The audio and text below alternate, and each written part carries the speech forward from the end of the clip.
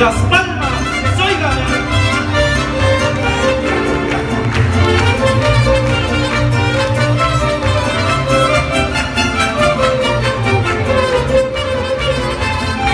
Voy a cantarles un corrido muy inventado,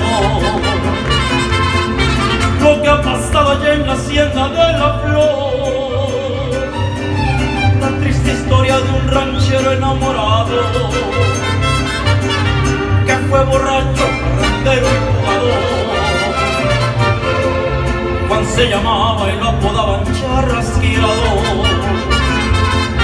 Era valiente y arriesgado en el amor, a las mujeres más bonitas se llevaba. En esos campos no quedaba ni una flor. Un día domingo que se andaba emborrachando, a la cantina le corrieron a avisar.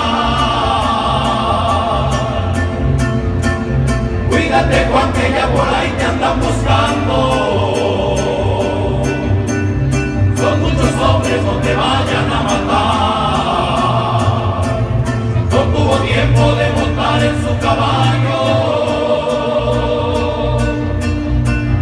Pistolas en mano se le echaron de a montón. Estoy borracho y le gritaba, soy buen gallo. Atravesó su corazón. Estas palmas que se vea que estamos de fiesta, alegría, ¿verdad? Venga,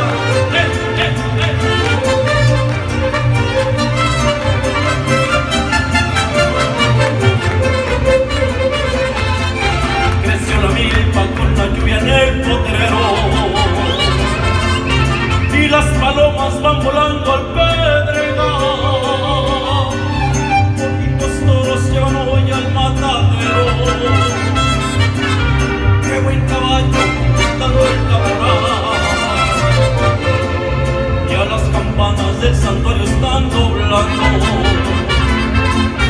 Todos los fieles se dirigen a rezar. Por el cerro los rancheros van bajando a un hombre muerto que lo llevan en corral.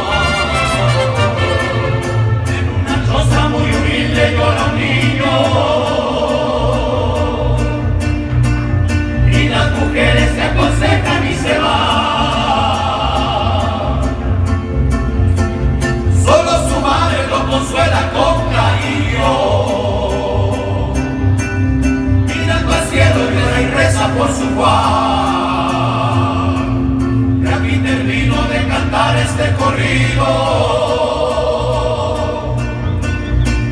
de Juan Ranchero.